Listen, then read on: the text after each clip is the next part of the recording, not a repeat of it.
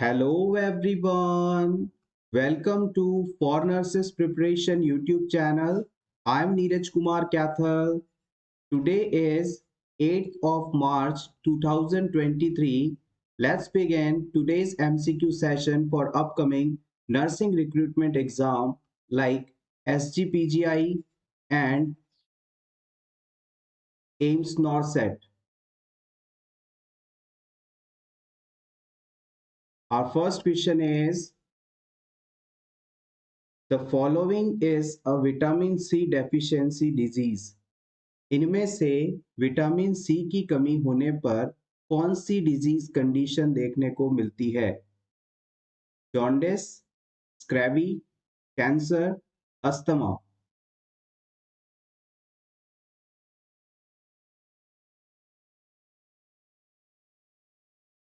Yes, आप बिल्कुल सही हैं। अगर क्लाइंट में विटामिन सी की कमी होती है यानी एस्कॉर्बिक एसिड की कमी होती है तो उसके अंदर स्क्रैबी डिजीज देखने को मिल सकता है। आइए इसके बारे में जान लेते हैं स्क्रैबी डिजीज कंडीशन क्या है।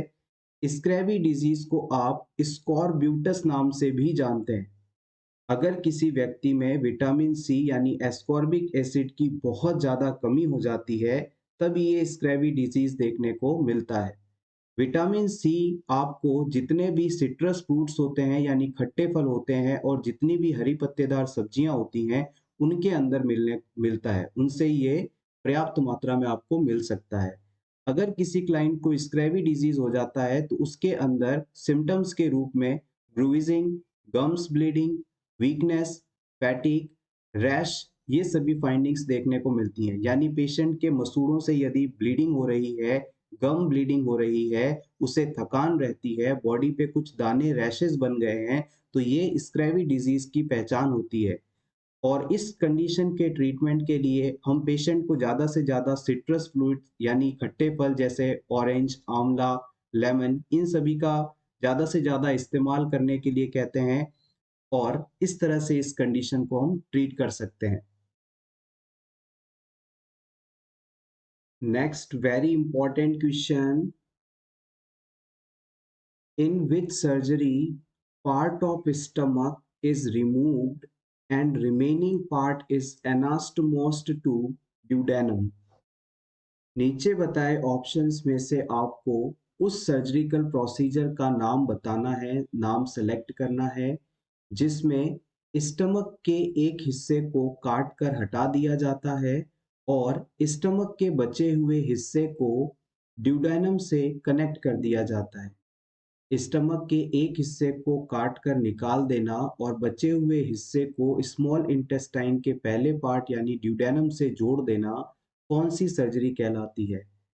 आपके ऑप्शंस हैं gastro duodenostomy, option B gastro jejunostomy, option 3 endoscopic mucosal resection, option 4 gastrectomy.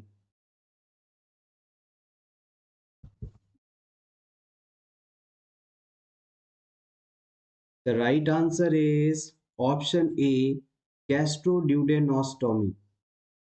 देखिएगा, यहाँ पर दो प्रकार के प्रोसीजर्स होते हैं। एक होता है बिलीरोथ 1 और एक होता है बिलरोथ सेकंड। इन दोनों प्रोसीजर्स में स्टमक के कुछ पार्ट को जो कि कैंसर से ग्रसित है या पेप्टिक अल्सर से ग्रसित है या फिर वहाँ कोई ऐसी डिजीज हो चुकी है जिसे हम आगे ठीक नहीं कर सकते, उस पार्ट को हटाना जरूरी है। क्योंकि अगर इस पार्ट को नहीं हटाया गया तो ये डिजीज पूरे स्टमक में फैल सकता है। तो ऐसी सिचुएशन के अंदर हम स्टमक का एक हिस्सा काट कर निकाल देते हैं और बचे हुए हिस्से को या तो ड्यूडेनम से जोड़ते हैं या जेजुनम से जोड़ते हैं। अगर बचे हुए हिस्से को आपने ड्यूडेनम के साथ जोड़ दिया तो ये चीज जो है गैस्ट्रोड्यूडेनोस्टोमी या फिर बिलिरोथ 1 सर्जरी के नाम से जानी जाती है। एक बार फिर से समझिएगा, ये किसी क्लाइंट का इसोफेगस है, ये स्टमक है और ये ड्यूडेनम वाला हिस्सा है। अब इस पेशेंट के स्टमक के इस हिस्से में, जो कि आपको वॉयलेट कलर से दिख रहा है, यहाँ पर कोई ऐसी डिजीज कंडीशन हो गई, ऐसी कोई प्रॉब्लम आ गई जिसे हम ठीक नहीं कर सकते, और अगर हमने इस पार्ट को यहाँ से काट कर नहीं हटाया तो ये डिजीज पूरे स्टमक में फैल सकती है। तो स्टमक के इस डिजीज्ड पार्ट को, बीमारी वाले हिस्से को काट कर सर्जरी द्वारा रिमूव कर देना और बचे हुए स्टमक के हिस्से को डायरेक्टली ड्यूडेनम से जोड़ देना, यानी इस हिस्से से जोड़ देना, गैस्ट्रोड्यूडेनोस्टोमी या फिर बिलरोथ वन प्रोसीजर कहलाता है। भूलिएगा नहीं, बिलरोथ वन सर्जरी के अंदर हम स्टमक को ड्यूडेनम के साथ जोड़ते हैं। और अगर बिलरोथ टू सर्जरी की बात की जाए तो यहाँ पर गौर करिएगा, बिलीरोड टू सर्जरी के अंदर हमने स्टमक और ड्यूडेनम को रिमूव कर दिया है और डायरेक्टली बचे हुए स्टमक को हमने जेजुनम से जोड़ दिया है। आप इस बात को अच्छी तरह से जानते हैं कि हमारी जो स्मॉल इंटेस्टाइन होती है उसके 3 पार्ट्स होते हैं। सबसे पहला भाग होता है ड्यूडेनम, फिर उसके बाद में आता है जेजुनम और आखिरी में आता है इलियम। तो आपने पहली सर्जरी के अंदर क्या किया था, बिलिरुथ वन के अंदर स्टमक को ड्यूडेनम से जोड़ दिया था, इसे आपने बिलिरुथ वन नाम दिया। अब यहाँ पर ऐसी कोई डिजीज कंडीशन हो गई है जिसमें ड्यूडेनम पार्ट भी प्रभावित हो चुका है, तो आपने क्या किया, स्टमक के इस हिस्से के साथ साथ ड्यूडेनम वाले हिस्से को भी काट कर निकाल दिया और बचे हुए स्टमक के पार्ट को सीधा स्मॉल इंटेस्टाइन की सेकंड पार्ट यानी जेजुनम से जोड़ दिया। तो इस प्रोसीजर को हम कहेंगे गैस्ट्रोजेजुनोस्टोमी, गैस्ट्रोजेजुनोस्टोमी, या फिर आप इसे बिलिरथ सेकंड प्रोसीजर के नाम से जानेंगे। Part of stomach removed and remaining connected by jejunum is known as Bilirubin second या फिर gastrojejunostomy procedure. Exam point of view से ये दोनों ही चीजें इंपॉर्टेंट हैं। आप चाहें तो इनका स्क्रीनशॉट ले सकते हैं। पहले इसका ले लीजिए गैस्ट्रोड्यूडेनोस्टोमी का, अब इसका ले लीजिए गैस्ट्रोजेजुनोस्टोमी का।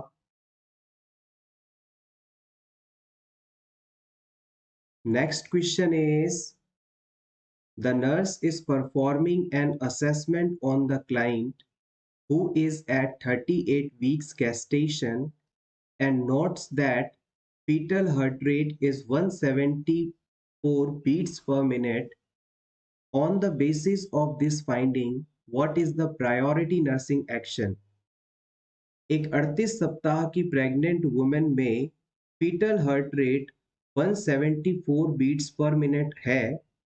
इस सिचुएशन में नर्स के द्वारा लिया जाने वाला प्रायोरिटी एक्शन कौन सा होगा? एक बार फिर से समझिएगा, आपके पास आई एक प्रेग्नेंट वुमेन जो कि 38 सप्ताह की प्रेगनेंसी पर है। इसमें फीटल हार्ट रेट जब आपने चेक किया तो 174 बीट्स पर मिनट आई। इस सिचुएशन में आप क्या करेंगे? Option 1, document the finding. Option 2, check the mother's heart rate, notify the obstetrician, tell the client that fetal heart rate is normal.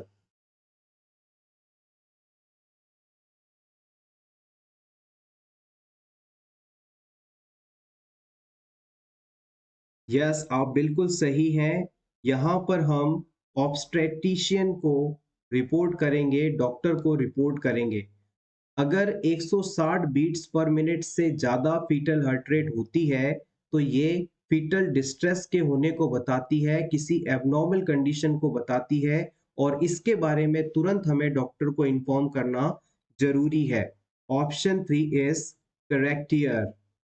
आइए फीटस के लिए कुछ इंपॉर्टेंट बेसिक पॉइंट्स को क्विकली रिवाइज कर लेते हैं। जन्म के बाद बच्चे का नॉर्मल वेट 2.5 से 3.5 केजी के बीच होता है, यानी 2.5 से 3.5 किलो का अगर बच्चा है जन्म के समय तो इसे नॉर्मल माना जाता है। जन्म के समय बच्चे की नॉर्मल लेंथ 45 से 50 सेंटीमीटर तक होनी चाहिए। जन्म के बाद बच्चे का हेड सर्कमफ्रेंस 33 से 35 सेंटीमीटर्स के बीच होना चाहिए। चेस्ट सर्कमफ्रेंस नॉर्मली 30 से 33 सेंटीमीटर के बीच होना चाहिए। देखिएगा यहाँ पर जन्म के समय बच्चे का जो चेस्ट सरकमफ्रेंस है वो हेड सरकमफ्रेंस की तुलना में कम है, और हेड सरकमफ्रेंस और चेस्ट सरकमफ्रेंस 1 साल की उम्र पर दोनों बराबर हो जाएंगे, और उसके बाद हमेशा चेस्ट सरकमफ्रेंस हेड सरकमफ्रेंस की तुलना में ज़्यादा ही रहेगा। यहाँ पर जन्म के समय हेड का साइज बड़ा है, इसका मतलब है कि बच्चे में पहले मानसिक विकास हुआ है, ब्रेन का डेवलपमेंट हुआ है, हेड का डेवलपमेंट हुआ है, उसके बाद लोअर बॉडी की तरफ डेवलपमेंट हुआ है। नेक्स्ट हम बात करते हैं, जन्म के समय बच्चे की अपर बॉडी और लोअर बॉडी सेगमेंट का रेशियो क्या होता है? तो ये होता है 1.8 रेशियो 1, यानी सिम्फाइसिस प्यूबिस से ऊपर वाला हिस्सा ज़्यादा डेवलप्ड है और नीचे वाला हिस्सा कम डेवलप्ड है। न्यूबॉर्न बेबी में टोटल लंग कैपेसिटी 150 ml होती है। नेक्स्ट, न्यूबॉर्न बेबी में रेड ब्लड कार्पसल्स का टोटल नंबर 6 to 8 मिलियन पर क्यूबिक एमएम होता है। वहीं अगर अडल्ट के अंदर आरबीसी की संख्या आपसे पूछी जाए तो आप बताते हैं 4 to 6 मिलियन पर क्यूबिक एमएम, यानी यहाँ पर बच्चे में आरबीसी की संख्या जन्म के समय ज़्यादा है। डब्ल्यूबीसी का काउंट नॉर्मली अडल्ट के अंदर 4000 से 11000 के बीच होना चाहिए, जबकि बच्चे में न्यूबॉर्न बेबी में ये 10,000 से 17,000 क्यूबिक एमएम के बीच में देखा जाता है। प्लेटलेट्स की संख्या अडल्ट के लगभग इक्वली होती है, 3.5 लाख पर क्यूबिक एमएम। नेक्स्ट बात करते हैं हीमोग्लोबिन की। किसी अडल्ट मेल के अंदर 14 to 16 gram percent normal haemoglobin माना जाता है, जबकि अडल्ट फीमेल में 12 टू 14, और न्यूबॉर्न बेबीज के अंदर 18 से 20 ग्राम परसेंट तक हीमोग्लोबिन का होना नॉर्मल माना जाता है। आरबीसी के लाइफ स्पैन की बात की जाए तो न्यूबॉर्न बेबीज में 60 टू 80 डेज का इसका लाइफ स्पैन जीवन काल माना जाता है, जबकि अडल्ट्स के अंदर ये करीब 120 दिनों का होता है। ब्लड वॉल्यूम की बात की जाए तो अगर बच्चे का जन्म टर्म प्रेगनेंसी पर हुआ है, यानी 37 सप्ताह से 42 सप्ताह की प्रेगनेंसी के दौरान हुआ है, तो इसमें 80 ml पर केजी के हिसाब से ब्लड होता है, जबकि प्री टर्म बेबीज के अंदर 90 ml पर केजी के हिसाब से ब्लड वॉल्यूम देखने को मिलता है। नेक्स्ट हम बात करते हैं ब्लड ग्लूकोज लेवल की। जन्म के पहले दिन अगर आप बच्चे का ब्लड ग्लूकोज लेवल चेक करते हैं तो ये आपको 40 से 60 mg पर डीएल देखने को मिलेगा, और जन्म के अगले दिन यानी सेकेंड डे ये 50 टू 90 mg पर डीएल हो जाता है, और हमारे अंदर यानी अडल्ट्स के अंदर ये 70 से 110 के बीच में देखा जाता है। न्यूबॉर्न बेबी के रेस्पिरेशन की बात की जाए तो न्यूबॉर्न बेबी 1 मिनट में 30 से 60 बार सांस लेता है, यानी 30 टू 60 ब्रीथ्स पर मिनट इसके लिए नॉर्मल मानी जाती है। हार्ट रेट की बात की जाए तो 120 से 160 हार्ट बीट्स का पर मिनट होना नॉर्मल है। टेम्परेचर की बात की जाए तो नॉर्मल बॉडी टेम्परेचर 36.5 से 37.5 डिग्री सेंटीग्रेड के बीच में माना जाता है। न्यूबॉर्न बेबी के अंदर स्ट्रोक वॉल्यूम की बात की जाए तो ये 5 ml पर बीट्स माना जाता है, यानी एक बार बच्चे का लेफ्ट वेंट्रिकल कॉन्ट्रैक्ट जब होता है तो इसके द्वारा 5 ml ब्लड एरोटा में पंप किया जाता है। और कार्डियक आउटपुट की बात की जाए तो ये लगभग 500 ml पर मिनट के आसपास होता है। न्यूबॉर्न बेबी में ब्लड प्रेशर के बारे में आपसे पूछ लिया जाए तो आप बता सकते हैं 60 टू 80 के बीच में सिस्टोलिक बीपी होता है, और डायस्टोलिक बीपी 25 से 40 के बीच में होता है। ये सभी पॉइंट्स अपकमिंग एग्जाम्स के लिए इम्पॉर्टेंट हैं, स्पेशली अगर आप एसजीपीजीआई लखनऊ और नॉरसेट 2023 एग्जाम की प्रिपरेशन कर रहे हैं तो। ब्रोंकोस्कोपी में सेमी फॉबलस पोजीशन का इस्तेमाल किया जाता है। पोस्चरल ड्रेनेज करवाने के लिए ट्रेंडलनबर्ग पोजीशन यूज करते हैं। थोरासेंटेसिस के समय फॉबलस पोजीशन इस्तेमाल की जाती है। सीओपीडी के पेशेंट्स को सिटिंग पोजीशन देना बेहतर मानते हैं, और पैरासेंटेसिस के दौरान सेमी फॉबलस पोजीशन का इस्तेमाल किया जाता है। Next question is gastric resection में रिजल्ट। अगर आपने किसी क्लाइंट के स्टमक के हिस्से को सर्जरी द्वारा काट कर रिमूव कर दिया है तो इस पेशेंट में कौन सी कंडीशन हो सकती है? Diabetes insipidus, oesophageal varices, thrombocytopenia या फिर dumping syndrome.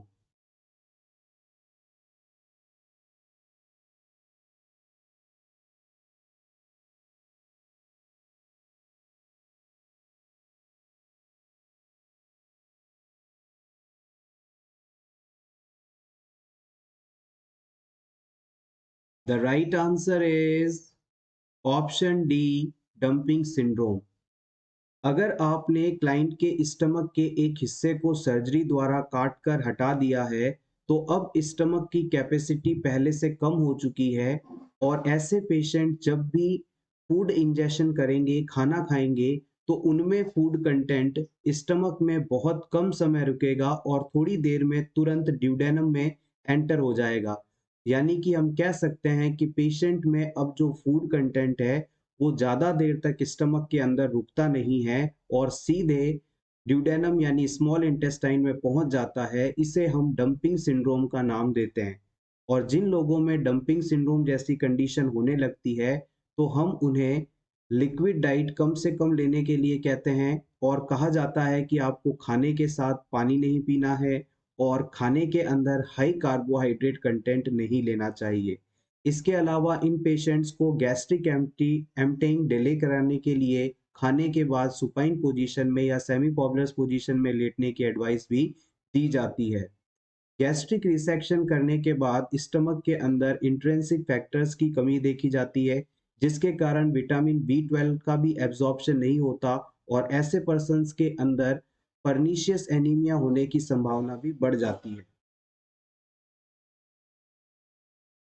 Next question is a nurse a nursing intervention in thrombophlebitis would be contraindicated। अगर किसी पेशेंट को थ्रोम्बोफ्लेबाइटिस जैसी कंडीशन है, तो इस सिचुएशन में कौन सा नर्सिंग इंटरवेंशन आपको नहीं करना चाहिए? Turning the patient from side to side, patient को बार बार करवट दिलवाते रहना चाहिए, मतलब उसकी पोजीशन चेंज करते रहना चाहिए, साइकोलॉजिकल सपोर्ट देना चाहिए, मसाज द लेग, जिस पैर में थ्रोम्बोफ्लेबाइटिस कंडीशन है उसमें मसाज नहीं करनी चाहिए, या फिर applying warm packs to the affected leg, patient के पैरों में वार्म पैक्स अप्लाई नहीं करना चाहिए, विच इज कॉन्ट्राइंडिकेटेड।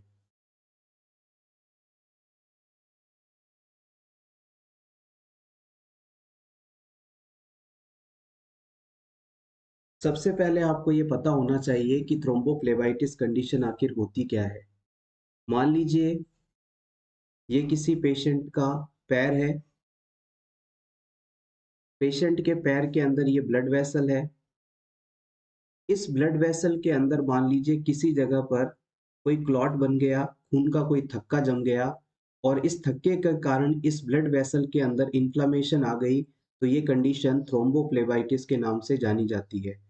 अगर पेशेंट के किसी ब्लड वेसल में खून का थक्का जम जाए या फैट का कोई थक्का जम जाए जिसकी वजह से ब्लड सर्कुलेशन प्रभावित हो और ब्लड वेसल में इन्फ्लामेशन हो जाए, तो ये कंडीशन थ्रोम्बोफ्लेबाइटिस के नाम से जानी जाती है। और अगर ये कंडीशन बॉडी की किसी डीप वेन के अंदर है, यानी गहराई में स्थित ब्लड वेसल के अंदर है, तो आप इसे डीवीटी कह सकते हैं, डीप वेन थ्रोम्बोसिस कह सकते हैं। अब इस पेशेंट के पैर में मान लीजिए थ्रोम्बोफ्लेबाइटिस कंडीशन हो रखी थी और आपने इस पेशेंट के पैरों में मसाज करना शुरू कर दिया। अगर आप पैरों में मसाज करना शुरू करेंगे तो क्या होगा, ये जो क्लॉट इस ब्लड वेसल में मौजूद था, ये यहाँ से निकलकर आगे की तरफ जाने लगेगा और जाता हुआ सर्कुलेशन के थ्रू क्लाइंट के लंग्स में पहुंच जाएगा और लंग्स में मौजूद किसी छोटी ब्लड वेसल्स में जाकर ऑब्स्ट्रक्शन क्रिएट करेगा, जिसकी वजह से पेशेंट के अंदर सांस लेने में तकलीफ आने लगेगी, लंग्स के फंक्शन प्रभावित होंगे, पल्मोनरी एम्बोलिज्म जैसी कंडीशन बन सकती है जो कि लाइफ थ्रेटनिंग हो सकती है। तो याद रखिएगा, अगर पेशेंट के पैरों में किसी ब्लड वेसल के अंदर क्लॉट बना हुआ है, तो आप उसके पैरों में कभी भी मसाज नहीं करेंगे, क्योंकि मसाज के कारण दबाव पड़ेगा और दबाव से ये क्लॉट यहाँ से निकल कर लंग्स में पहुँच सकता है, जिससे पेशेंट के लंग्स ऑब्स्ट्रक्ट हो सकते हैं। वहाँ पर रेस्पिरेशन रिलेटेड कॉम्प्लिकेशंस हो सकते हैं और पर्सन की लाइफ मुश्किल में आ सकती है। तो कभी भी थ्रोम्बोफ्लेबाइटिस की कंडीशन हो, डीप वेन थ्रोम्बोसिस की कंडीशन हो, उसमें आपको मसाज नहीं करनी है। So option C is correct here. Next question is a nurse manager works on a unit where the nursing staff members are uncomfortable taking care of clients from cultures that are different from their own. How should the nurse manager address this situation? आप किसी hospital में nurse manager के रूप में काम कर रहे हैं और आपकी यूनिट के अंदर जितने भी नर्सिंग स्टाफ मेंबर्स हैं, वो दूसरे कल्चर के पेशेंट्स की केयर करने में हिचकिचाहट महसूस कर रहे हैं, अनकंफर्टेबल महसूस कर रहे हैं।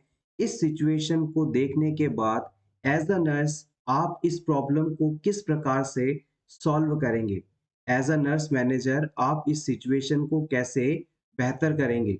आपके ऑप्शंस हैं assign articles about various cultures so that they can become more knowledgeable. आप अपने टीम के स्टाफ को अलग-अलग कल्चर्स के आर्टिकल्स के बारे में असाइनमेंट के लिए कहेंगे, ताकि उनका नॉलेज बढ़ सके और वो कंफर्टेबल हो सके। Option 2, relocate the nurses to units where they not have to care for clients of variety of cultures. आप इन सभी स्टाफ मेंबर्स को उन यूनिट्स में शिफ्ट कर देंगे जहां पर उन्हें दूसरे कल्चर के लोगों का सामना ना करना पड़े।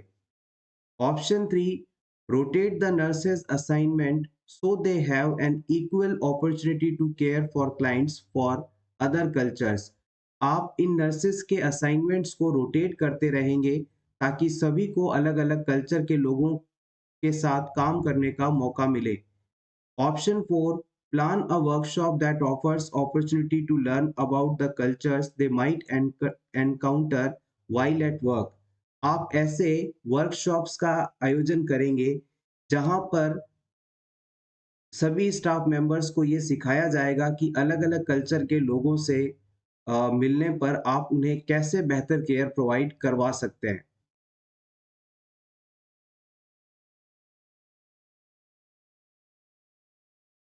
वन बाय वन सभी ऑप्शंस की बात करते हैं। जैसे कि ऑप्शन वन के अंदर कहा गया है कि आप डिफरेंट कल्चर के आर्टिकल्स के बारे में असाइन करेंगे ताकि उनका नॉलेज बढ़ सके।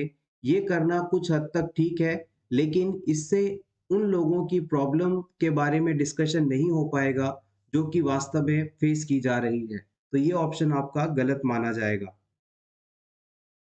ऑप्शन 2 के अंदर आपने कहा था कि आप ऐसे स्टाफ को उन यूनिट्स में ट्रांसफ़र कर देंगे जहाँ पर डिफरेंट कल्चर के पेशेंट्स नहीं मिलेंगे। ऐसा कर पाना हॉस्पिटल में संभव नहीं है, क्योंकि किसी भी कल्चर का व्यक्ति किसी भी यूनिट में किसी भी प्रॉब्लम के साथ आ सकता है। इसलिए ये चीज़ भी स्टेटमेंट भी सही नहीं माना जाएगा। इसके अलावा आप अलग-अलग नर्सेस को असाइनमेंट्स चेंज करेंगे, रोटेट करने के लिए कहेंगे ताकि सभी को सीखने का मौका मिले।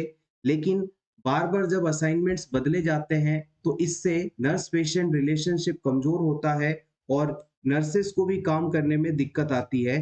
तो ये ऑप्शन भी आपका सही नहीं होगा। फाइनली आपके पास ऑप्शन 4 बचता है, जो कि सही भी है।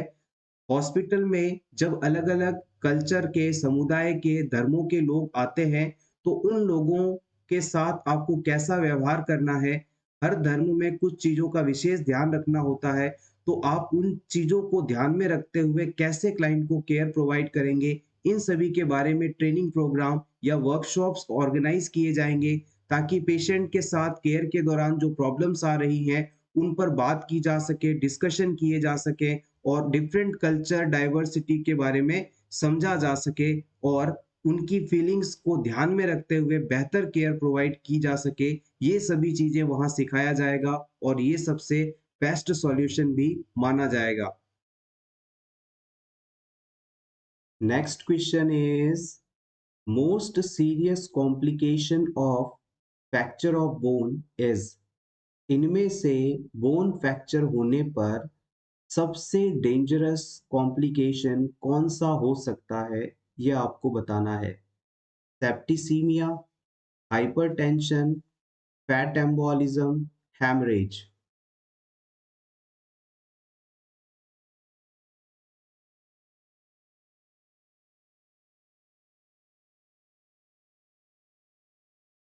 अगर किसी क्लाइंट की बोन फ्रैक्चर हुई है तो वहां पर हैमरेज हो भी सकता है और नहीं भी हो सकता, और ये इतना डेंजरस नहीं माना जाता। सेप्टिसीमिया का मतलब होता है ब्लड में इंफेक्शन होना। ब्लड में अगर किसी प्रकार का इंफेक्शन हो जाता है तो ये कंडीशन सेप्टिसीमिया मानी जाती है, और ये बोन फ्रैक्चर का मोस्ट सीरियस कॉम्प्लिकेशन नहीं है। हाइपरटेंशन का मतलब होता है ब्लड प्रेशर का इंक्रीज होना, and it is not related with the bone fracture condition. Finally we got the remaining option, that is option C, fat embolism. Fat embolism condition bone fracture के बाद देखी जाने वाली सबसे डेंजरस कंडीशन है। अगर किसी क्लाइंट के अंदर शरीर की कोई लॉन्ग बोन फ्रैक्चर होती है तो वहां पर सबसे ज्यादा संभावना है कि फैट एम्बोलिज्म जैसी डेंजरस कंडीशन डेवलप हो जाए। याद रखिएगा, हमारे शरीर के अंदर किसी लॉन्ग बोन जैसे कि फीमर बोन आदि का अगर फ्रैक्चर हो जाता है तो उस जगह पर फैट एम्बोलिज्म होने की संभावना सबसे ज्यादा होती है।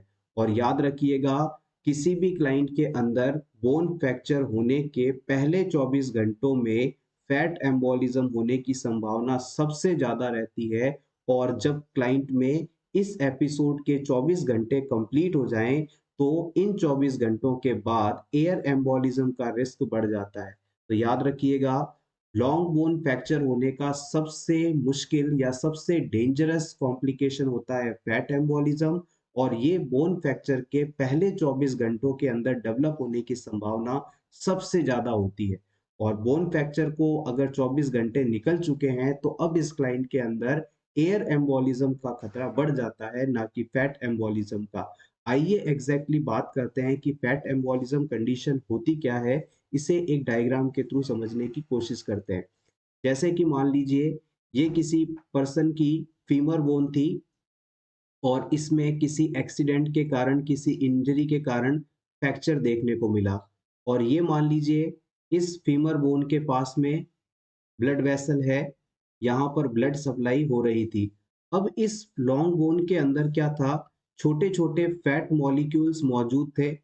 जैसे ही ये बोन आपकी पेशेंट की ब्रेक डाउन हुई, ये फैट मॉलिक्यूल यहाँ से निकल के क्लाइंट की ब्लड वेसल में आ गए, ब्लड सर्कुलेशन में आ गए।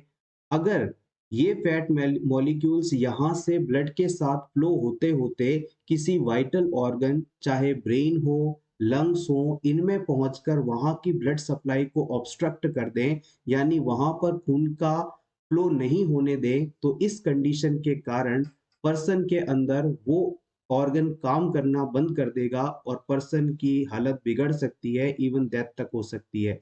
आप होपफुली इस चीज को समझ गए होंगे। फैट एम्बोलिज्म क्या होता है, अगर मान लीजिए किसी एक्सीडेंट में शरीर की कोई लॉन्ग बोन टूटी है, जैसे फीमर बोन टूटी है, तो इस बोन के अंदर मौजूद फैट मॉलिक्यूल्स वहां से निकलकर ब्लड सप्लाई में आ गए, और ब्लड के थ्रू ये ट्रेवल करते करते किसी वाइटल ऑर्गन में जाकर ब्लड के फ्लो को ऑब्स्ट्रक्ट कर दें, तो इससे कंडीशन बिगड़ सकती है, और यही कंडीशन फैट एम्बोलिज्म कहलाती है। वाइटल ऑर्गन्स में मोस्टली आपका लंग्स अफेक्ट हो सकता है, और अगर ये क्लॉट ब्लड के अंदर, लंग्स के अंदर जाकर ऑब्स्ट्रक्शन क्रिएट करे, लंग्स तक ब्लड सप्लाई के पहुंचने को रोक दे, तो आप इस कंडीशन को पल्मोनरी एम्बोलिज्म का नाम दे सकते हैं, और ये बहुत ही डेंजरस कंडीशन है। जैसे ही क्लाइंट के लंग्स में ये फैट पहुंचकर ऑब्स्ट्रक्शन करेगा, पल्मोनरी एम्बोलिज्म कंडीशन करेगा, तो पर्सन को सांस लेने में दिक्कत शुरू हो जाएगी, पर्सन रेस्टलेस फील करेगा, ऑक्सीजन का लेवल गिरने लगेगा। मेंटल स्टेटस चेंज होने लगेंगे, हार्ट बीट बढ़ने लगेगी, बीपी कम होने लगेगा, सांस में तकलीफ आएगी, सांस तेजी से चलने लगेगी, बॉडी पर पेटेकियल रैशेस हो सकते हैं, अपर चेस्ट और नेक एरिया में ये रैशेस सबसे ज्यादा देखे जा सकते हैं। तो इस तरह से ये पूरी कंडीशन कॉम्प्लिकेटेड हो सकती है। आप चाहें तो इसका स्क्रीनशॉट ले लें, होपफुली अब आप इसे भूलेंगे नहीं। Next question is, a nurse is performing a physical assessment of a client who is experiencing fluid volume excess. Upon examination of client's leg, the nurse document pitting edema 6 mm pit. Pit means remains several seconds after pressing with obvious skin swelling. What grade of edema has this nurse document? अगर किसी व्यक्ति में kidney disease है और उसकी body में fluid volume बहुत ज़्यादा है, इस सिचुएशन में पेशेंट के पैरों में सूजन देखने को मिलेगी और इस सूजन का जब आप असेसमेंट करते हैं, स्वेलिंग या एडिमा का जब आप असेसमेंट करते हैं, तो इस एडिमेटस एरिया को प्रेस करने पर वहाँ पर 6 mm का पिट बन जाता है, गड्ढा बन जाता है। तो आप इसे कितना स्कोर देंगे, ये किस लेवल की पिटिंग एडिमा है, ये आपको बताना है। +1 पिटिंग एडिमा, +2 प्लस, 3 प्लस या 4 प्लस। एक बार फिर से इस चीज को समझिएगा। मान लीजिए ये कोई आपका पेशेंट है और इस पेशेंट के पैरों में बहुत ज्यादा स्वेलिंग है, सूजन है, और मान लीजिए जब आप इस एडिमा का असेसमेंट करते हैं और इस एंकल वाले एरिया में जिस जगह पर एडिमा है उस जगह पर अगर आप जाकर प्रेस करते हैं अपनी फिंगर से, तो इस जगह पर 6 mm साइज का गड्ढा बन जाता है, पिट बन जाता है। तो आप इसे किस लेवल की एडिमा देंगे? Yes, the right answer is option C, 3 plus pitting oedema. इस पूरी चीज को आप बहुत ही बेसिक सी चीज के रूप में याद रखिएगा। अगर आप किसी के पैरों में सूजन पाते हैं और उस जगह पर अपनी उंगली से दबाते हैं यानी असेसमेंट करते हैं और वहां पर उंगली से दबाने पर 2 mm का पिट बन जाए, गड्ढा बन जाए, तो आप इसे सिंपली 1 प्लस पिटिंग एडिमा का नाम दे सकते हैं। और अगर किसी पेशेंट में वहां पर प्रेस करने पर 4 mm का पिट बन जाए यानी लगभग आधा सेंटीमीटर का पिट बन जाए, तो इसे आप 2 plus oedema, 2 plus pitting oedema कह सकते हैं। और अगर किसी पर्सन के अंदर प्रेस करने पर 6 mm का पिट बन जाए, 6 mm का गड्ढा बन जाए, जो कि कुछ समय तक वैसा ही रहे और धीरे धीरे करके वापस ठीक हो, तो आप इसे 3 प्लस फिटिंग एडिमा कहेंगे। और अगर इससे ज्यादा यानी कि 8 mm तक वहां पर गड्ढा बन जाए प्रेस करने पर और काफी समय तक वो गड्ढा वैसा ही रहे और बहुत देर बाद जाकर नॉर्मल हो, तो इसे आप 4 प्लस फिटिंग एडिमा का नाम देंगे। तो एडिमा के इस क्लासिफिकेशन को सिंपली आपको इस तरह से ट्रिक से याद रखना है कि जितने mm का एग्जामिनर आपसे कहे कि पिट बना है, गड्ढा बना है, उससे आधा करके स्कोर दे दो। 2 mm कहता है तो 1 प्लस फिटिंग एडिमा याद रखना, 4 mm कहता है तो प्लस 2 प्लस कह देना, 6 है तो 3 कह दीजिए, 8 है तो 4 कह दीजिएगा। इस तरह से आप इसे याद कर लीजिएगा। और अगर इस टॉपिक में आप डीप में जाएंगे तो बहुत सारी चीजें इसमें देखकर इस चीज का निर्धारण किया जाता है, लेकिन मोटा मोटा एसजीपीजीआई एग्जाम के हिसाब से आप इसे ही याद रखें, इस बिहाफ पर आप क्वेश्चन का आंसर लगभग दे पाएंगे। Next question is, the nurse is conducting a prenatal class on the female reproductive system when a client in the class asks why the fertilized ovum stays in the fallopian tube for 3 days. What is the nurse best response? आपसे इस question में simply ये पूछा जा रहा है कि fertilisation होने के बाद पहले 3 दिनों में जो फर्टिलाइज्ड एग है या ओवम है या जाइगोट है, वो पहले 3 दिन क्यों फैलोपियन ट्यूब के अंदर ही रहता है और उसके बाद आगे यूट्रस में आता है। आपके ऑप्शंस हैं, it promotes the fertilised ovum's chances of survival, ऐसा होने से जो फर्टिलाइज्ड ओवम है उसके सर्वाइवल के चांसेस बढ़ जाते हैं। Option 2, it promotes the fertilized ovum's exposure to estrogen and progesterone, ऐसा होने से फर्टिलाइज्ड ओवम एस्ट्रोजन और प्रोजेस्टेरोन के ज्यादा संपर्क में आ पाता है। Option 3, it promotes the fertilized ovum's normal implantation in the top portion of the uterus, ऐसा होने से फर्टिलाइज्ड ओवम के यूट्रस के टॉप पोर्शन में इम्प्लांट होने के चांस बढ़ जाते हैं। Option 4, it promotes the fertilized ovum's exposure to luteinizing hormone and follicle stimulating hormone, ऐसा होने से fertilized ovum luteinizing hormone और follicle stimulating hormone के ज्यादा संपर्क में आ पाता है। बहुत ही बेसिक और इम्पोर्टेंट क्वेश्चन है, क्यों फर्टिलाइजेशन के बाद जाइगोट 3 दिन तक फैलोपियन ट्यूब के अंदर ही रहता है और उसके बाद यूट्रस की तरफ मूव करता है। The right answer is option 3। Fertilisation के बाद जो एग है, ओवम है या जाइगोट है, वो पहले 3 दिनों तक फैलोपियन ट्यूब में रुककर अपनी जो शुरुआती ग्रोथ है उसे पूरा कर लेता है।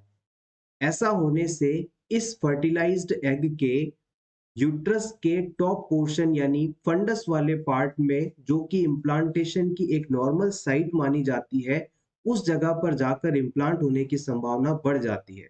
एक बार फिर से समझते हैं, जब भी फर्टिलाइजेशन प्रोसेस कंप्लीट हो जाता है तो इस फर्टिलाइजेशन प्रोसेस के बाद अगले 3 दिनों तक फैलोपियन ट्यूब का इस्थमस पार्ट जो है, ट्यूबल इस्थमस पार्ट जो है, वो कॉन्ट्रैक्टेड रहता है, जिसके कारण एग आगे यूट्रस में नहीं जा पाता और इन 3 दिनों के दौरान फर्टिलाइज्ड जाइगोट अपनी शुरुआती ग्रोथ कंप्लीट कर लेता है और इस ग्रोथ के कंप्लीट होने के बाद इस फर्टिलाइज्ड एग का यूट्रस के पोस्टीरियर और अपर पार्ट में यानी फंडस वाले पार्ट में जाकर इम्प्लांट होने की संभावना बढ़ जाती है।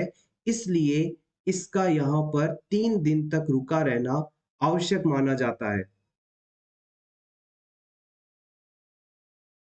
Next question is important steps to prevent hypothermia in the newborn is, अगर किसी न्यूबॉर्न बेबी में हाइपोथर्मिया कंडीशन होने से रोकनी हो तो किस चीज का इस्तेमाल करेंगे आप। Maintain warm chain, maintain cold chain, maintain clean chain, all of the above. Very important question, previous exam में इसे पूछा गया है। Yes exactly, maintain warm chain. आइए इसके बारे में जान लेते हैं। जन्म के तुरंत बाद किसी भी बच्चे में हीट लॉस सबसे बड़ा डेथ का कारण हो सकता है। बच्चे की डिलीवरी हुई, बच्चे का शरीर अभी गीला है और इसके कारण बच्चे द्वारा इवोपरेशन प्रोसेस किया जाएगा जिससे हीट लॉस होगी। बच्चे को अगर आपने पूरी तरह से कवर नहीं किया तो एयर करंट्स इसकी बॉडी से हीट का लॉस करवाएंगे और बच्चा यदि पूरी तरह से कवर नहीं है तो रेडिएशन मेथड से भी हीट लॉस होगी। और जिस जगह बच्चे को आपने रखा है वो सरफेस अगर नॉर्मल टेम्परेचर वाली या हल्की गर्म नहीं है तो वहां उस वजह से भी बच्चे में हीट लॉस देखने को मिल सकता है। तो याद रखिएगा, जन्म के तुरंत बाद बच्चे का टेम्परेचर 36.5 से 37.5 के बीच में होता है और अगर किसी वजह से बच्चे को आपने कवर नहीं किया, क्लीन नहीं किया, ड्राई नहीं किया, कवर नहीं किया, तो इसका बॉडी टेम्परेचर 36.5 डिग्री सेंटीग्रेड से अचानक कम होने लगेगा और इसे हम हाइपोथर्मिया के नाम से जानते हैं। और याद रखिएगा, जैसे हमें ठंड लगती है तो हमारे शरीर के अंदर शिवरिंग मैकेनिज्म होती है, हमें कपकपाहट होती है और इस कपकपाहट के बाद हमारे शरीर में एनर्जी प्रोडक्ट होती है, हीट प्रोड्यूस होती है और हमें ठंड लगना कम हो जाती है। लेकिन बच्चों में ये शिवरिंग मैकेनिज्म नहीं पाई जाती, यानी अगर उन्हें ठंड लगना शुरू हो गई तो उनके शरीर में किसी भी प्रकार का साइन नहीं देखने को मिलेगा और बच्चा थोड़ी देर बाद डेथ हो जाएगा। और इसी वजह से हम हाइपोथर्मिया को साइलेंट किलर के रूप में जानते हैं। याद रखिएगा, बच्चे में बॉडी टेम्परेचर, न्यूबॉर्न बेबी में बॉडी टेम्परेचर यदि 36.5 डिग्री सेंटीग्रेड से कम होता है तो ये कंडीशन हाइपोथर्मिया है। और अगर आपने इस बच्चे को प्रॉपर ट्रीटमेंट नहीं दिया तो इस बच्चे की डेथ होना निश्चित है। और हाइपोथर्मिया को बच्चों में साइलेंट किलर के रूप में जाना जाता है। और अगर अडल्ट में आपसे पूछ लिया जाए कि साइलेंट किलर किसे कहा जाता है, तो आप बताएंगे yes exactly, high blood pressure को, हाइपरटेंशन को। अब बात करते हैं कि जो इस क्वेश्चन में हमने आंसर सेलेक्ट किया था कि मेंटेन वार्म चेन, ये वार्म चेन क्या है और इसे कैसे मेंटेन किया जाता है, इस पर बात करेंगे। It is a procedure to minimise heat loss in newborn. It have total 10 steps. किसी भी बच्चे में हीट लॉस को कम करने के लिए, गर्मी को लॉस होने से कम करने के लिए 10 स्टेप्स का इस्तेमाल किया जाता है। कौन कौन से स्टेप्स हैं ये? सबसे पहले warm delivery room. Delivery room का जो टेम्परेचर है वो नॉर्मल होना चाहिए, वार्म होना चाहिए। इसके बाद इमीडिएट ड्राइंग। जैसे ही बच्चे की डिलीवरी हुई, बच्चे को आपने रिसीव किया, तुरंत उसकी बॉडी को आप ड्राई करेंगे, उसे क्लीन करेंगे, उसे सूखा करेंगे। इसके बाद बच्चे को तुरंत skin to skin contact provide करवाना चाहिए ताकि उसके अंदर हीट लॉस कम से कम हो। इसके बाद जितना जल्दी हो सके बच्चे को ब्रेस्ट फीडिंग करवाना शुरू कर देना चाहिए। Bathing and weighing postpone. बच्चे को जन्म के तुरंत बाद नहलाना नहीं चाहिए, उसका वेट करना नहीं चाहिए, ये सब चीजें बाद में भी की जा सकती है। इसके बाद बच्चे को एप्रोप्रिएट क्लोथिंग पहनाएं, यानी उसे सही कपड़े पहनाएं जिससे उसकी बॉडी कवर्ड रहे, और उसे अच्छे बिस्तर पर लिटाएं, सही बेडिंग पर लिटाएं ताकि हीट लॉस कम से कम हो। कोशिश करनी चाहिए मदर और बेबी को हमेशा साथ रखना चाहिए। इसके अलावा बच्चे को यदि किसी और डिपार्टमेंट, एनआईसीयू या फिर कहीं और शिफ्ट करने की ज़रूरत है तो उसे वार्म ट्रांसपोर्ट करना है, यानी कि उसे इस तरह से कवर करके वहाँ से शिफ्ट करना है ताकि उसमें हीट लॉस ना हो पाए। इसके अलावा अगर बच्चे में टेम्परेचर कम होता जा रहा है तो आप उसे गर्म जगह पर रखेंगे, वार्म रिसस्टिटेशन करेंगे। और इसके अलावा ट्रेनिंग और अवेयरनेस राइजिंग, आप सभी लोगों को, स्टाफ को, मदर्स को आप इस बारे में सिखाएंगे कि बच्चे में बॉडी हीट का लॉस होना एक बहुत ही डेंजरस कंडीशन है और इसे कैसे प्रिवेंट किया जा सकता है, इसके बारे में जागरूक करना, अवेयरनेस फैलाना। तो टोटल ये 10 स्टेप्स हैं। आप चाहें तो इसका स्क्रीनशॉट ले सकते हैं जो कि वार्म चेन को मेंटेन करने में इस्तेमाल आते हैं। Next question is, which of the following is the most common trisomy? इनमें से सबसे ज्यादा पाया जाने वाला ट्राइसोमी कंडीशन कौन सा है? Trisomy 18, trisomy 5, trisomy 21, trisomy 11। Trisomy का मतलब होता है नॉर्मल क्रोमोसोम्स की जगह एक एक्स्ट्रा क्रोमोसोम का मौजूद होना। जैसे कि मान लीजिए ट्राइसोमी 18 है तो इसका मतलब है 18वें नंबर का जो क्रोमोसोमल पेयर है वहां पर 2 की जगह 3 क्रोमोसोम्स का मौजूद होना, यानी एक एक्स्ट्रा का मौजूद होना। ट्राइसोमी अगर 5 होगी तो वहां पर 5वें क्रोमोसोम में एक एक्स्ट्रा होगा। इस तरह से एक्स्ट्रा पेयर ऑफ क्रोमोसोम का वहां मौजूद होना ट्राइसोमी कहलाता है। और सबसे ज्यादा पाए जाने वाली जो ट्राइसोमी टाइप है वो होता है ट्राइसोमी 21। आइए इन सभी के बारे में जान लेते हैं। अगर आपसे पूछ लिया जाए कि ट्राइसोमी 21 को आप किस कंडीशन के नाम से जानते हैं तो आप बता सकते हैं डाउन सिंड्रोम के नाम से। ट्राइसोमी 21 को हम डाउन सिंड्रोम के नाम से जानते हैं। ट्राइसोमी 18 को यदि पूछ लिया जाए तो आप बता सकते हैं Edward syndrome. Edward syndrome. Trisomy 13 को हम पटाउ सिंड्रोम के नाम से जानते हैं। Trisomy 13 Patau syndrome. ट्राइसोमी 8 इसे वारकैने सिंड्रोम 2 के नाम से जानते हैं। याद रखिएगा, वारकैने syndrome 2, trisomy 8। Take a screenshot for your revision. Next question is, which is the preferred method of opening the airway of an unconscious patient who may have suffered a neck injury? किसी patient को नेक injury है, ये patient unconscious है यानी बेहोश है। अब इसमें आपको एयरवे ओपन करना है, तो इसके लिए कौन सा मेथड आप इस्तेमाल करेंगे? Head tilt chin lift method, chin lift method, jaw thrust, extension of neck.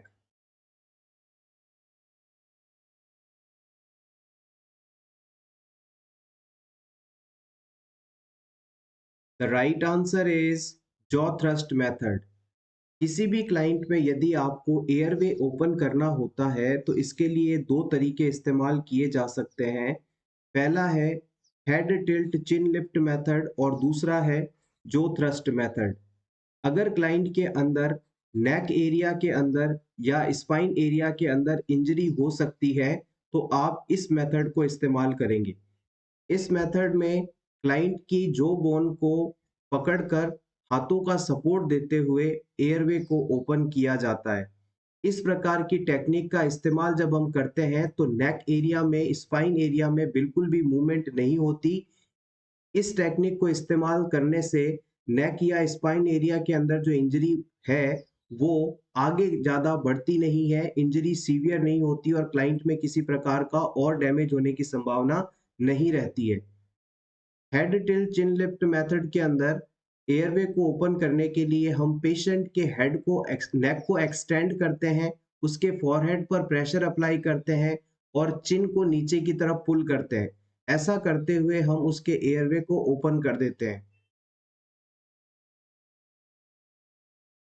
Next question is, prolonged persistent pineal erection without sexual desire is known as। अगर किसी पर्सन को बिना सेक्सुअल डिजायर के लगातार पेनिस में इरेक्शन देखने को मिलता है तो ये कंडीशन क्या कहलाती है? पेनिस का लगातार इरेक्ट रहना बिना सेक्सुअल डिजायर के क्या कहलाता है? प्रियपिज्म, paraphimosis, एपिस्पैडियासिस, हाइपोस्पैडियासिस।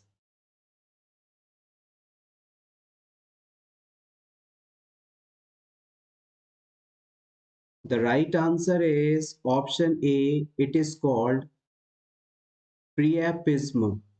Priapism is a prolonged, persistent penile erection without sexual desire.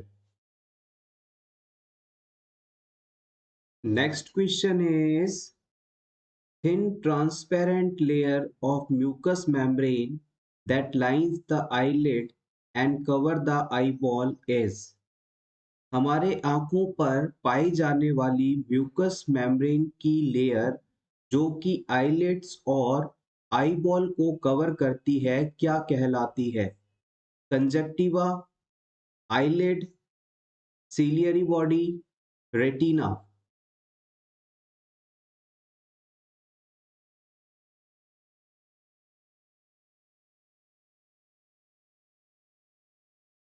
The right answer is option A. यहाँ पर आपके मन में एक कंफ्यूजन हो सकता है, इसे दूर करिएगा।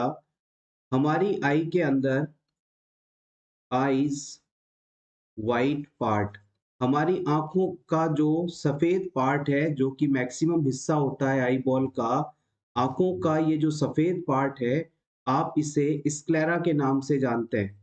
क्या कहते हैं इसे? स्क्लेरा। और आपके आंखों के इस सफेद पार्ट यानी स्क्लेरा के ऊपर एक और पतली मेम्ब्रेन पाई जाती है, एक पतली परत पाई जाती है जो कि ट्रांसपेरेंट होती है, सेमी परमिएबल होती है। इसे आप कंजक्टिवा के नाम से जानते हैं। और जब भी आपकी आंखों में किसी प्रकार का इंफेक्शन होता है या फिर बाइक ड्राइव करने के बाद तेज हवा लग जाती है या आंखों में कुछ चला जाता है तो ये परत लाल हो जाती है और इसे आप कंजक्टिवाइटिस के नाम से जानते हैं।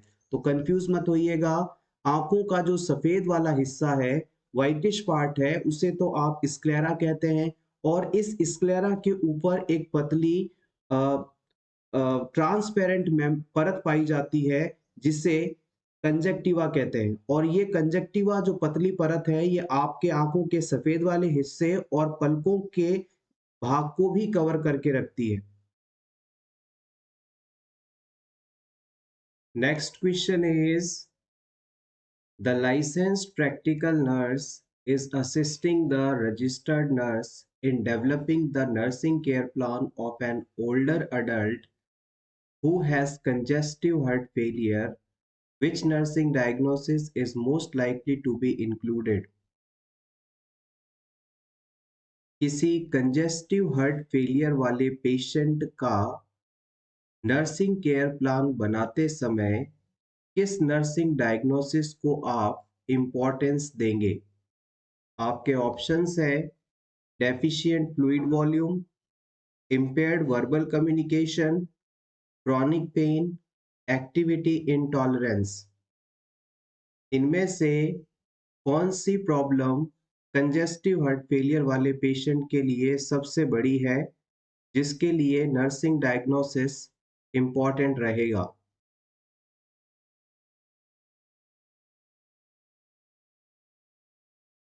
सबसे पहले आपको ये चीज पता होनी चाहिए कि कंजेस्टिव हार्ट फेलियर आखिर होता क्या है। हार्ट फेलियर के बारे में तो आप सभी जानते ही होंगे कि अगर हमारी बॉडी डिमांड के अनुसार, मेटाबॉलिक नीड्स के अनुसार हमारा हार्ट बॉडी में ब्लड को पंप नहीं कर पा रहा तो ये कंडीशन हार्ट फेलियर कहलाती है। इस कंडीशन के होने पर हमारी बॉडी टिश्यूज तक पर्याप्त मात्रा में ब्लड नहीं पहुंचेगा तो ऑक्सीजन नहीं पहुंचेगी, यानी कि हाइपोपरफ्यूजन होने लगेगा। अब हार्ट कॉन्ट्रैक्ट नहीं कर रहा है तो ब्लड आगे फ्लो नहीं कर पा रहा, ब्लड ब्लड वेसल्स के अंदर रुकने लगता है, लंग्स और उसके आसपास रुकने लगता है, इकट्ठा होने लगता है, जिसकी वजह से कंजेशन होता है। यहाँ पर जो कंजेस्टिव शब्द इस्तेमाल किया गया है, इस कंजेस्टिव शब्द का मतलब होता है रुकावट, यानी हार्ट कॉन्ट्रैक्ट नहीं कर पा रहा है जिससे कि ब्लड आगे बॉडी टिश्यूज तक नहीं पहुंच रहा है, शरीर में ब्लड वेसल में और लंग्स के आसपास रुकने लगा है, तो ये कंडीशन कंजेस्टिव हार्ट फेलियर कहलाती है। अब आप इन चारों ऑप्शंस में से बताएं कि कंजेस्टिव हार्ट फेलियर होने पर कौन सी प्रॉब्लम सबसे बड़ी मानी जाएगी? वन बाय वन सभी ऑप्शंस की बात करते हैं। सबसे पहले ऑप्शन वन के अंदर कहा गया है कि डेफिशिएंट फ्लूइड वॉल्यूम होगा।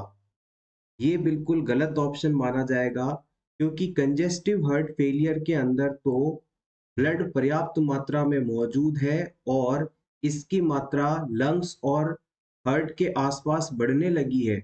यहाँ पर फ्लूइड की कमी नहीं होगी बल्कि फ्लूइड वॉल्यूम एक्सेस देखने को मिलेगा जिसके कारण बॉडी में एडिमा डेवलप हो जाएगी। तो ये ऑप्शन आपका सही नहीं माना जाएगा, ये नर्सिंग डायग्नोसिस सही नहीं माना जाएगा। ऑप्शन टू के अंदर इम्पेयर्ड वर्बल कम्युनिकेशन बताया गया है जो कि यहाँ पर इस कंडीशन से संबंधित नहीं है। अगर मान लीजिए किसी क्लाइंट को सेरिब्रोवैस्कुलर एक्सीडेंट होता है यानी कि स्ट्रोक जैसी कंडीशन होती है तो वहां पर पर्सन बोल नहीं पाता। इस पेशेंट को कंजेस्टिव हार्ट फेलियर हुआ है और इस कंडीशन में पेशेंट को एक्यूट पेन हो सकता है जब सिम्टम्स बढ़ते हैं। तो ऑप्शन टू भी आपका गलत हो गया। इसके बाद ऑप्शन थ्री के अंदर क्रॉनिक पेन बताया गया है। ये कंडीशन भी यहाँ पर आपको देखने को नहीं मिलेगी। क्रॉनिक पेन जैसी कोई कंडीशन कंजेस्टिव हार्ट फेलियर में नहीं देखने को मिलती। फाइनली आपके पास ऑप्शन 4 बचता है जो कि सही आंसर भी है। जब इस पेशेंट में किसी भी प्रकार की एक्टिविटी होती है तो इसकी टिश्यूज तक, इसकी सेल तक ऑक्सीजन न पहुंचने के कारण वहां पर एनर्जी नहीं बन पाती, और एनर्जी के ना होने के कारण ये थोड़ा सा भी काम करते ही थकने लगता है, इसे रेस्पिरेशन रिलेटेड प्रॉब्लम होने लगती है। तो याद रखिएगा, इस पेशेंट में प्रॉपर गैसियस एक्सचेंज नहीं हो रहा है, ब्लड ट्रांसपोर्टेशन नहीं हो पा रहा है, तो इसकी वजह से ये थोड़ी सी भी एक्टिविटी करते ही थकने लगेगा। यानी कि इस पर्सन में एक्टिविटी इनटॉलरेंस जैसा डायग्नोसिस सबसे इंपॉर्टेंट माना जाएगा। यानी पर्सन थोड़ा भी एक काम नहीं कर पाएगा। ये सबसे बड़ी प्रॉब्लम है कंजेस्टिव हार्ट फेलियर वाले पेशेंट में। Next question is what is the cause of anemia in chronic renal failure? अगर किसी क्लाइंट को रीनल फेलियर है, क्रॉनिक रीनल फेलियर है, तो इसमें एनीमिया क्यों डेवलप हो जाता है, ये आपको बताना है। हिमोलाइसिस होने लगता है इस वजह से, प्रोडक्शन ऑफ इमेच्योर आरबीसीज होने लगता है इस वजह से, या फिर इरिथ्रोपोइटिन का सिंथेसिस कम हो जाता है, या फिर इनएप्रोप्रिएट रीनल फंक्शन देखने को मिलते हैं इस वजह से। क्यों रीनल फेलियर वाले पेशेंट्स में एनीमिया कंडीशन डेवलप होती है?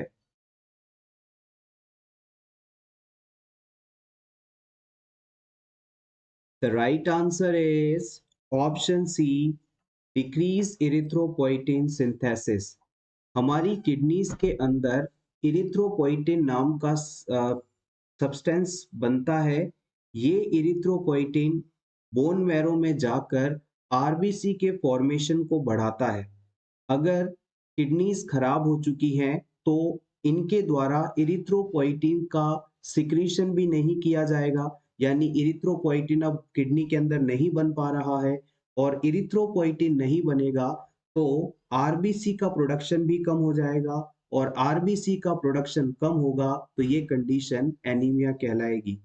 तो याद रखिएगा, रीनल फेलियर वाले पेशेंट में इरिथ्रोपोइटिन ना बनने के कारण क्लाइंट को एनीमिया हो सकता है, और इसी वजह से उन्हें इरिथ्रोपोइटिन हमें देना पड़ता है।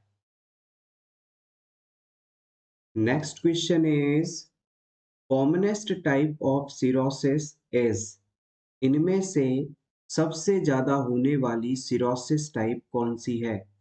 Biliary cirrhosis, post necrotic cirrhosis, alcoholic cirrhosis, या फिर कार्डियक सिरोसिस?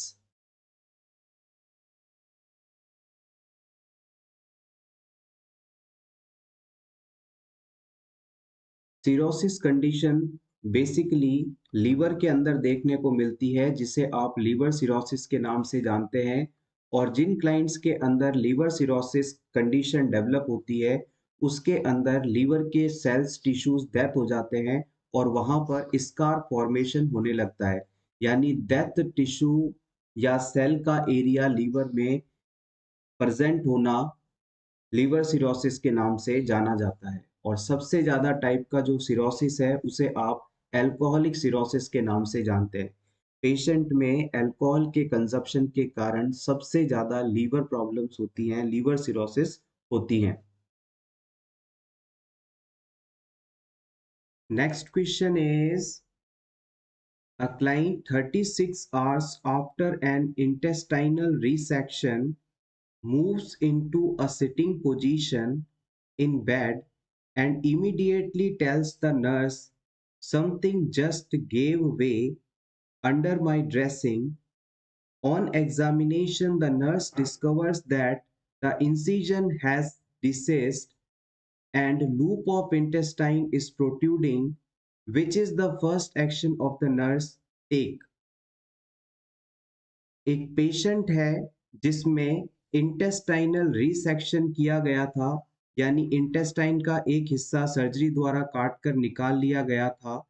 इस ऑपरेशन के 36 घंटे बाद पेशेंट सिटिंग पोजीशन में आता है, यानी सीधा बैठ जाता है, और जैसे ही वो सिटिंग पोजीशन में बैठता है, उसे ऐसा महसूस होता है कि जिस जगह पर ऑपरेशन हुआ है, वहाँ से अचानक कुछ हिस्सा बाहर निकल गया है, यानी समथिंग जस्ट गिव वे। और तुरंत वो ऑन ड्यूटी नर्स को बुलाकर इन्फॉर्म करता है इस एपिसोड के बारे में। और जब नर्स उस जगह पर ड्रेसिंग हटाकर देखती है, तो वो पाती है कि जहाँ पर स्टिचेस लगे थे, उस जगह पर स्टिचेस ब्रेक डाउन हो चुके हैं, टाँके टूट चुके हैं और इंटेस्टाइन का एक हिस्सा, एक लूप उस घाव से बाहर आ चुका है, यानी loop of intestine is protruding outside the wound. इस सिचुएशन में नर्स सबसे पहले क्या करेगी? यहाँ पर नर्स के द्वारा लिया गया पहला एक्शन कौन-सा होगा, ये आपको सेलेक्ट करना है। Options are notify the surgeon, सबसे पहले हम सर्जन को बताएँगे। Option B cover the protruding dressing with sterile dressing wet with normal saline. हम जो इंटेस्टाइन का हिस्सा बाहर निकला है, उसे नॉर्मल सलाइन से भीगी हुई ड्रेसिंग से कवर करेंगे। या फिर assist the client to low Fowler position, हम क्लाइंट को लो फॉवलर पोजीशन में लेकर आएंगे। या फिर ऑब्टेन अ वुंड कल्चर, यानी या हम एक वुंड कल्चर का सैंपल लेंगे। एक बार फिर से क्वेश्चन को समझ लीजिएगा। एब्डोमेन एरिया में ऑपरेशन हुआ था पेशेंट का। ऑपरेशन के कुछ समय बाद जब पेशेंट उठकर बैठा, तो अचानक से उसके स्टिचेस टूट गए और इंटेस्टाइन का एक हिस्सा उस घाव से बाहर निकल गया। इस सिचुएशन में नर्स सबसे पहले क्या करेगी?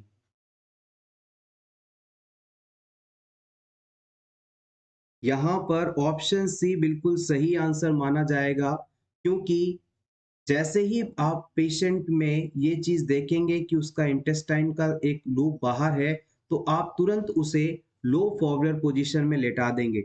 लो फॉवलर पोजीशन का मतलब है, यानी कि उसका जो हेड होगा, वो लगभग 30 डिग्री एंगल से एलिवेटेड रहेगा। जैसे ही आप उसे इस पोजीशन में लेकर आएँगे, तो पेशेंट के इस एब्डोमेन वाले हिस्से पर जो प्रेशर पड़ रहा था, वो कम हो जाएगा। अब पेशेंट के एब्डोमेन वाले हिस्से में प्रेशर कम हो गया है।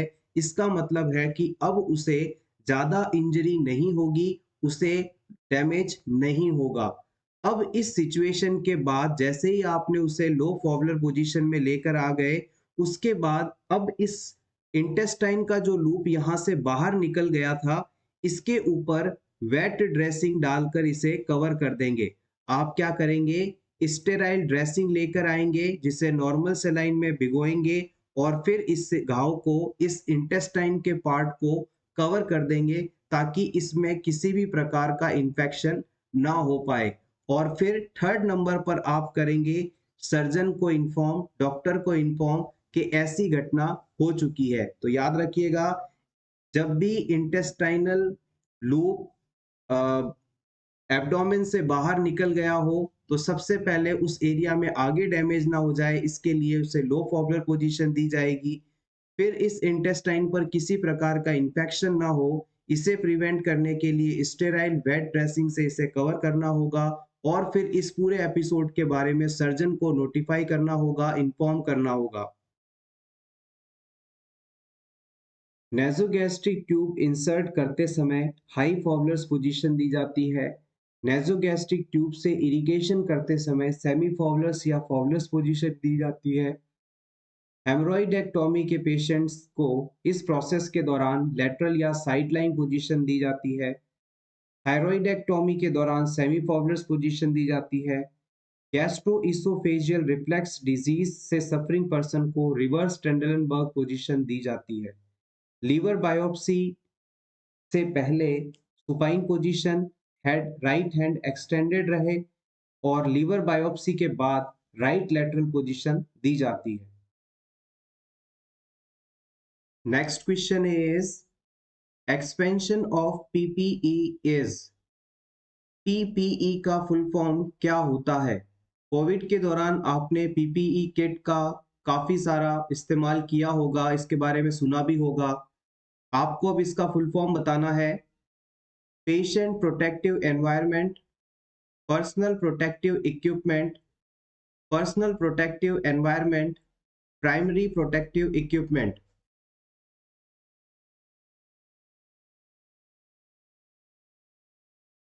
The right answer is option B, personal protective equipment. PPE का फुल फॉर्म है personal protective equipment, personal protective equipment. Next question is Ray's syndrome is characterized by, इनमें से रेस सिंड्रोम होने पर कौन सी फाइंडिंग देखने को मिलती है? Renal stones, degeneration of gallbladder due to presence of stones, fatty infiltration of liver and brain, then degeneration, kidney degeneration.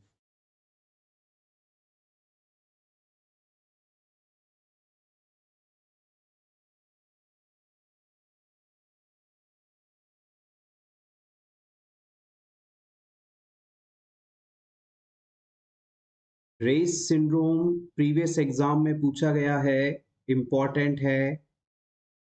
Yes, option B is correct here.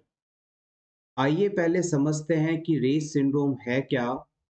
अगर मान लीजिए किसी बच्चे को चिकन पॉक्स डिजीज हो जाता है या फिर फ्लू जैसी कोई वायरल डिजीज हो जाती है, तो इस कंडीशन के ट्रीटमेंट में यदि आपने एस्प्रिन मेडिसिन का इस्तेमाल किया तो इस बच्चे के ब्रेन और लीवर के अंदर फैटी टिश्यूज, फैटी सेल्स का, फैट्स का डिपोजिशन होने लग जाता है, जिससे इस बच्चे के लीवर और ब्रेन के अंदर इन्फ्लामेशन आ जाती है, सूजन आ जाती है, और यही कंडीशन रेस सिंड्रोम के नाम से जाना जाता है। एक बार फिर से समझिएगा, अगर किसी बच्चे को कोई वायरल इन्फेक्शन हुआ और आपने इसके ट्रीटमेंट के लिए एस्प्रिन मेडिसिन का इस्तेमाल किया, तो इस बच्चे में ब्रेन और लीवर के अंदर फैटी सेल्स का माइग्रेशन देखने को मिलता है, फैट का डिपोजिशन देखने को मिलता है, जिसके कारण ब्रेन और लीवर में इन्फ्लामेशन जैसी कंडीशन हो जाती है और उसके बाद ये ऑर्गन्स डीजेनरेट होने लगते हैं, जिससे पर्सन की डेथ तक होने की संभावना बन जाती है। तो याद रखिएगा, रेस सिंड्रोम एक बहुत ही रेयरली देखे जाने वाली डिजीज कंडीशन है, लेकिन ये बहुत ही ज्यादा डेंजरस मानी जाती है क्योंकि इसमें आपका ब्रेन और लीवर दोनों इन्वॉल्व रहते हैं, इनमें डीजेनरेशन होना शुरू हो जाता है। Next question is human chorionic gonadotropin hormone is secreted by, इनमें से किसके द्वारा एचसीजी हार्मोन का सिक्रीशन किया जाता है? Endometrium, corpus luteum, syncytio trophoblast of placenta या फिर ग्राफिन फॉलिकल्स।